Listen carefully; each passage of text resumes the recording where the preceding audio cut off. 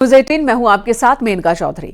NGT के आदेशों पर ग्रेटर नोएडा अथॉरिटी ने तोस्याना भूमि घोटाले के मुख्य आरोपी राजेंद्र मकौड़ा पर कार्रवाई की। अथॉरिटी की टीम उसके अवैध इमारत को ढहाने में जुटी है।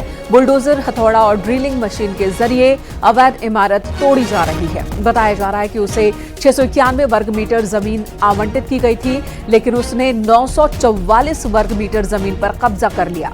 आरोपों के मुताबिक इस तरह से उसने 253 वर्ग मीटर ग्रीन बेल्ट में अवैध निर्माण करवाया।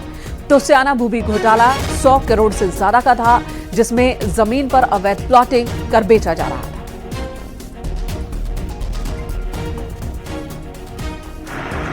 तोस्याना भूमि घोटाले के मुख्य आरोपी राजेंद्र की ग्रीन बेल्ट में बनी अवैध इमारत को तोड़ने का काम शुरू कर दिया गया है। इस समय हम ग्रेटर नोएडा में मौजूद हैं और एनजीटी के आदेशों पर यह कार्रवाई की जा रही है।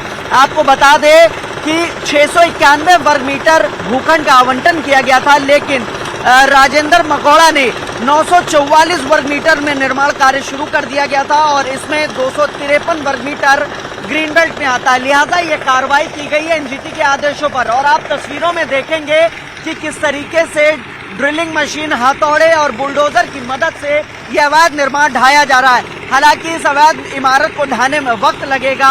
यहाँ पर तमाम तरीके के फार्मेसी की शॉप, रेस्टोरेंट की दुकानें और किराए पर ऊपर के फ्लोर दे दिए गए थे, लेकिन एनजीटी के आदेश पर अब यह कार्रवाई शुरू कर दी गई है। आपको बता दें, तोस्याना भूमि घोटाला 100 करोड़ रुपए से ज्यादा का था और ये जो जमीन का हिस्सा आप मेरे ठीक पीछे देख पा रहे हैं, ये तोस्याना में अलॉट होना था, लेकिन अधिकारियों की मिली भगत से इसको मेन रोड पर लगाया गया, इसको आवंटित किया गया और उसके बाद यहाँ पर अवैध निर्माण शुरू कर दिया गया था। फिलहाल एनजीटी के आदेशों पर यह कार्रवाई शुरू कर दी गई है और बताया जा रहा है कि करीब 1 हफ्ते से ज्यादा का वक्त लगेगा इसे ढाने में, क्योंकि बिल्डिंग का एक हिस्सा वैध है और एक हिस्सा अवैध है। लिहाजा मैनुअल तरीके से इसे तोड़ा जा रहा है। कैमरामैन संजीव वर्मा के साथ हिमांशु शुक्ला, न्यूज़ 18, ग्रेटर नोएडा। मेरठ में सीबीआई अफसर बनकर ठगी करने पहुंचे 3 आरोपियों को ग्रामीणों ने धर दबोचा। ये ठग दोबारा ठगी करने पहुंचे थे। शक होने पर गांव वालों ने घेर लिया और फिर पिटाई के बाद पुलिस को सौंप दिया। आरोपों के मुताबिक वो अब तक दर्जन भर लोगों को अपना शिकार बना चुके हैं। थाना भावनपुर क्षेत्र की यह घटना है, जहां एक कार में सवार होकर 3 लोग सीएससी केंद्र संचालक को ब्लैकमेल कर रुपया वसूलने पहुंचे थे। पुलिस की माने तो भावनपुर क्षेत्र में क्राइम के प्रति जागरूकता फैलाने के नाम पर ये लोग क्राइम ब्यूरो इन्वेस्टिगेशन नाम से ऑफिस चला रहे थे और ये सभी इसी तरह ठगी और ब्लैकमेलिंग की वारदात को अंजाम देते थे।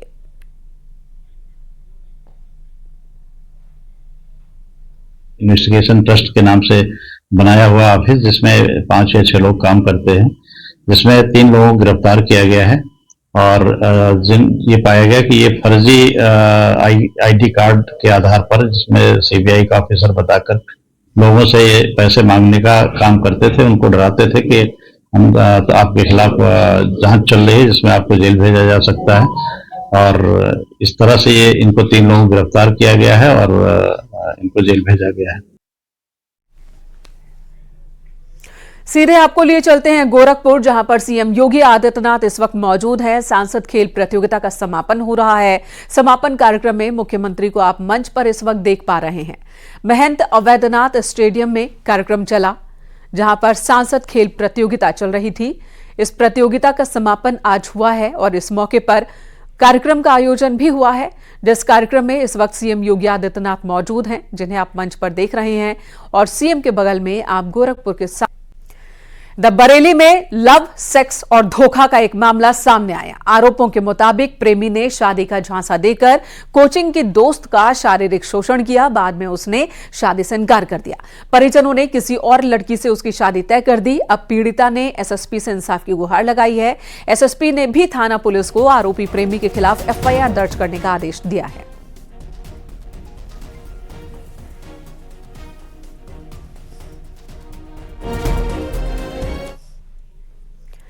महाराजगंज में गहनों की दुकान से चोरी कर भाग रहे बदमाशों से पुलिस की मुठभेड़ हो गई और इस मुठभेड़ में एक आरोपी को गोली लगी। पुलिस ने 3 बदमाशों को गिरफ्तार किया। पुलिस ने स्कॉर्पियो में रखी तिजोरी और 13 किलो चांदी बरामद कर ली है। आरोपों के मुताबिक इन सभी बदमाशों ने सिद्धार्थनगर के शोहरतगढ़ इलाके में चोरी की वारदात को अंजाम दिया था। वहीं से स्कॉर्पियो में तिजोरी लेकर भागे थे। तीनों बदमाश गाड़ी से गहनों की दुकान से सोने और चांदी के गहने चोरी का सामान लेकर भागे थे।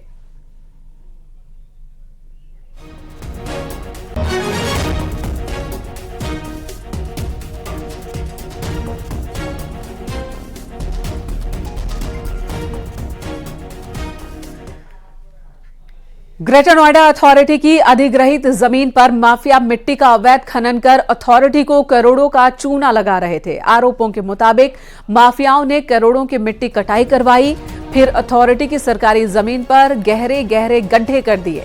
डीएम ने इस मामले का संज्ञान लेते हुए कमेटी गठित की है। जांच कराने की बात कही गई है।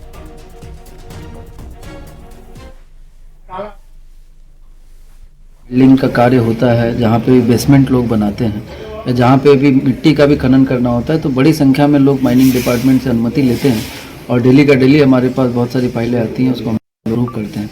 लेकिन प्राधिकरण की अपनी ज़मीन पे या किसी सरकारी ज़मीन पे इस तरह की कोई अनुमति जारी नहीं होती है, तो इसको हम लोग चेक करा लेते हैं कि कैसे ये कौन लोग हैं जो कि अवैध तरीके से कर रहे हैं, और अगर दोषी पाए जाते हैं तो सख्त कार्रवाई करेंगे। सर गहरे अब प्राधिकरण के भी अधिकारियों से हम बात करके और एसडीएम और माइनिंग डिपार्टमेंट के ऑफिसर की एक ज्वाइंट टीम बना के और इसको चेक करा लेते हैं, और जिसने भी किया होगा उसके खिलाफ फिर एफआईआर दर्ज करते हुए कार्रवाई की जाएगी। मुरादाबाद में अपने कार्यालय के बाहर रोड पर 2 पहिया वाहनों की पार्किंग देखकर एसएसपी को गुस्सा आ गया। अधिवक्ताओं के चैम्बर के आगे 2 पहिया वाहनों को खड़ा देख एसएसपी साहब को गुस्सा आया। इसके बाद उन्होंने गाड़ी से उतरकर अधिवक्ताओं को चेतावनी दी। उन्होंने सख्त लहजे में कहा कि अब अगर रोड पर गाड़ी पार्क किए गए तो यहां चैम्बर भी नहीं रहने देंगे। एसएसपी ने सीओ सिविल लाइंस और चौकी इंचार्ज को भी चेतावनी दी है। साथ ही कहा कि अगर दोबारा रोड पर गाड़ियां पार्क मिली तो कार्रवाई की जाएगी।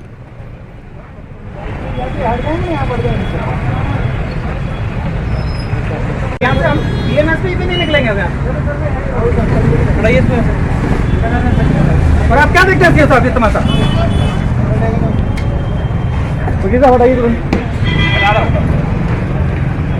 आपको 50 बार मैंने बोल दिया कि भाई आप रास्ता जाम मत करिए।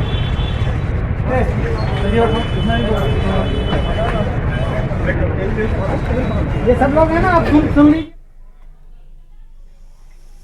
खबर हापुड़ से, जहां एक बदमाश ने किन्नरों से रंगदारी मांगी। आरोपों के मुताबिक किन्नरों ने रंगदारी देने से मना कर दिया तो बदमाश ने उनके साथ जमकर मारपीट की है और घर के बाहर खड़ी उनकी गाड़ियों में आग लगा दी। गाड़ी में आग लगते ही मौके पर अफरा तफरी मच गई। किन्नरों ने तुरंत पुलिस को जानकारी दी, जिसके बाद पुलिस ने आरोपी को हिरासत में ले लिया।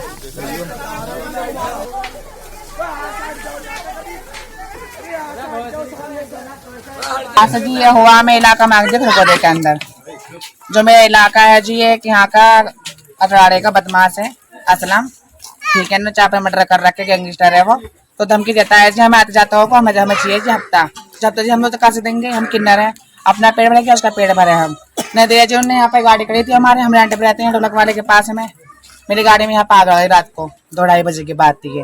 थाने में मैंने फोन किया था, 112 आई थी और लेके गए। अब देखते कार्रवाई क्या होती है, प्रशासन क्या करती है। इधर आगरा की शाही जामा मस्जिद की सीढ़ियों के नीचे मथुरा कृष्ण जन्मभूमि केशव देव मंदिर के विग्रह दबे होने के मामले में कोर्ट ने अपना फैसला सुरक्षित रख लिया है। सुन्नी वक्फ बोर्ड और जामा मस्जिद कमेटी की ओर से मामले की सुनवाई के लिए जिला न्यायालय का क्षेत्राधिकार नहीं होने की बात कहकर आपत्ति दाखिल की गई थी।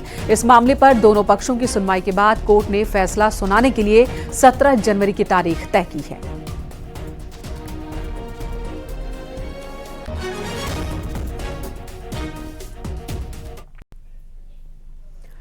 लखनऊ के ठाकुरगंज इलाके में गाड़ी खड़ी करने को लेकर पड़ोसियों में विवाद हो गया और फायरिंग भी हुई। इस फायरिंग में सगे भाई बहन जख्मी हो गए। आरोपों के मुताबिक मनोज मिश्रा ने अपने लाइसेंसी रिवॉल्वर से फायरिंग की। पुलिस ने आरोपी को गिरफ्तार कर लिया है और रिवॉल्वर बरामद कर ली है। दोनों को इलाज के लिए ट्रॉमा सेंटर में भर्ती करवाया गया, जहां दोनों घायल खतरे से बाहर हैं।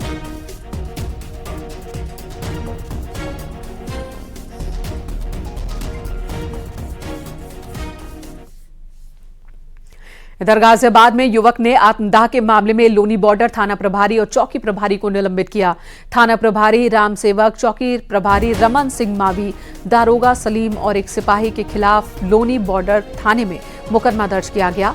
आरोपों के मुताबिक छेड़खानी के आरोपी पर पुलिस कार्रवाई नहीं होने से नाराज युवक ने आत्मदाह कर लिया था। उसने अपने पड़ोसी पर पत्नी को परेशान करने का आरोप लगाया था।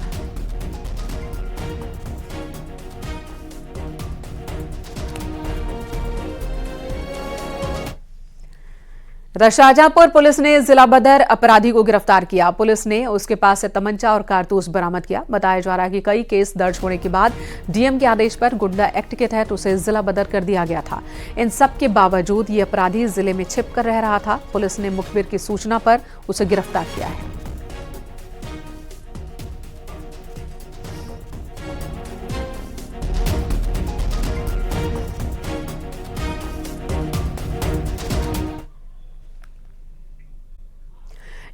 ब्रेक के बाद खबर हरदोई से, जहां बाग में लकड़ी लेने गए 10 साल के बच्चे पड़ोसी गांव के लड़के ने कुकर्म किया बच्चे से। परिजनों का आरोप है कि युवक ने बच्चे को गन्ना देने का लालच दिया। परिजन की तहरीर पर पुलिस ने मुकदमा दर्ज कर लिया है। 24 घंटे के अंदर ही आरोपी को गिरफ्तार कर लिया गया।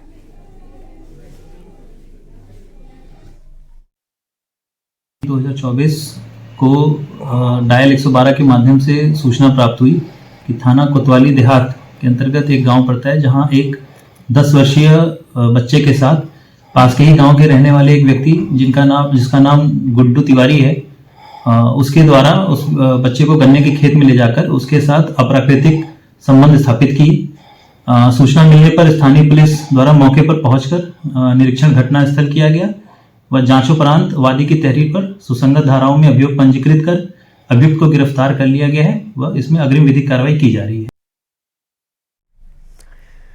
इधर कानपुर देहात के अकबरपुर इलाके में एक मोबाइल शॉप में दुकानदार फोन ठीक कर रहा था और जैसे ही उसने मोबाइल की बैटरी निकालने की कोशिश की, जोरदार धमाका हुआ। आग लग गई पूरे दुकान में।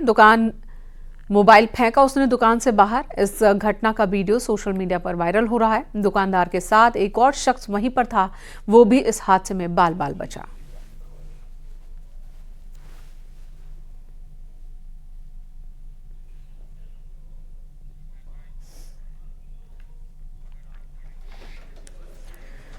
मऊ के मधुबन थाना क्षेत्र में चिकन बनाने को लेकर विवाद हुआ, जिसके बाद एक युवक ने फांसी लगाकर आत्महत्या कर ली। मामला दरगाह बाजार का है। युवक का घर में पत्नी से मुर्गा बनाने को लेकर विवाद हुआ था। नाराज होकर पत्नी ने आत्महत्या कर ली। पति ने आत्महत्या की है। मृतक ने कुछ दिनों पहले घर से भागकर प्रेम प्रसंग में विवाह किया था। आत्महत्या के मामले से पूरे इलाके में हड़कंप मच गया है। पुलिस ने युवक का शव पोस्टमार्टम के लिए भेजा है। वो जैसे वो उनका मम्मी से अपने पैसा मांग करके लेकर गए सब्जी के लिए। हाँ। और उसको पत्नी बोली कि मुर्गा लाइए। मम्मी बोली कि नहीं, व्यस्तवार है, नहीं खाना चाहिए, कल ले आकर के खा लेना। उसके बाद वो अपने में वो कुछ कहा होगा। उसके बाद वो बोला कि ऐसा है कि हम मुरब्बा लेकर आए हैं, पानी लेकर आओ, हम लोग खा लेंगे। उसी उतना ही बात पर वो अपने चली गई नल पर पानी के लिए और वो फिर पानी लेकर आ रही है। उसके बाद वो अपना दरवाजा बंद करके सटक गई। पीलीभीत में पति ने पत्नी की कुल्हाड़ी मारकर हत्या कर दी। मामला जहानाबाद क्षेत्र का है। बताया जा रहा है कि दोनों के बीच किसी बात को लेकर झगड़ा हुआ था। पति ने पत्नी की हत्या कर दी। पुलिस ने आरोपी पति को गिरफ्तार कर लिया है।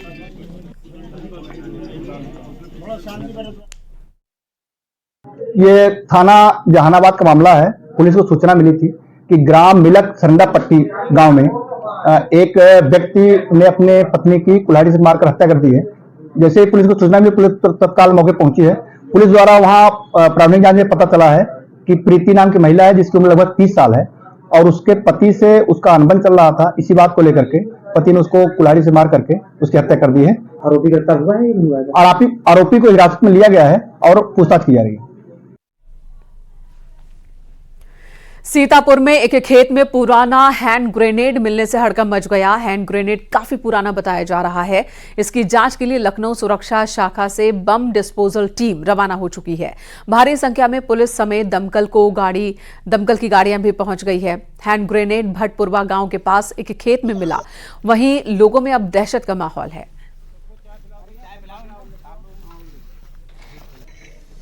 फायर ब्रिगेड एफएसएल की टीम बुलाई गई है। मौके पर पुलिस अधिकारी मौजूद हैं। साथ ही साथ जनपद स्तर से एसपी सुरक्षा साहब को यह अनुरोध किया गया कि एक बम डिस्पोजल स्क्वाड वहां से भेजा जाए। तो इसका संज्ञान लेते हुए तत्काल सिक्योरिटी मुख्यालय से एक बीडीएस टीम वहां से प्रस्थान कर चुकी है, जिससे बम को जो हैंड ग्रेनेड है उसको डिस्पोज ऑफ किया जा सके। जब टेक्निकल मुआयना होगा तभी इसके बारे में बताया जा सकता है कि इसका ओरिजिन कहां से है। खबर आगरा से, जहां ट्रेन में बिना टिकट यात्रा कर रहे लोग अब रेलवे को क्यूआर कोड स्कैन कर जुर्माने की भरपाई कर सकेंगे। इसके अलावा जनरल टिकट पर स्लीपर में यात्रा करते समय भी यात्री डिजिटल भुगतान कर जेल जाने से बच सकेंगे। टिकट चेकिंग स्टाफ के हाथों में 350 हेड हेल्ड टर्मिनल मशीन होगी, जिसके जरिए यात्री पैसे दे सकेंगे।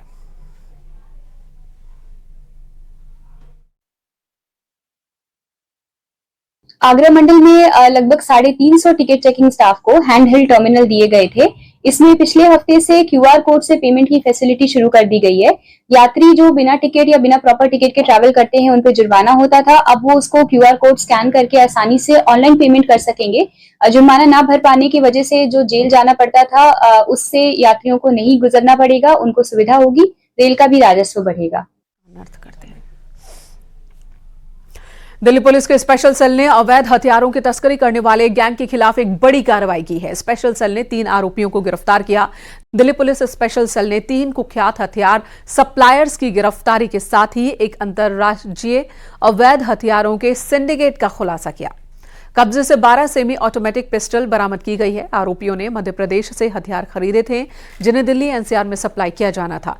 पुलिस का कहना है कि उन्होंने पिछले 3 वर्षों में 150 से ज्यादा पिस्तौल की आपूर्ति की है।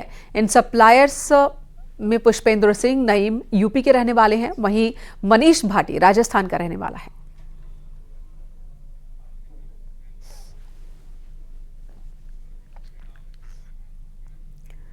यहां रुकेंगे एक ब्रेक के लिए, खबरें जारी हैं।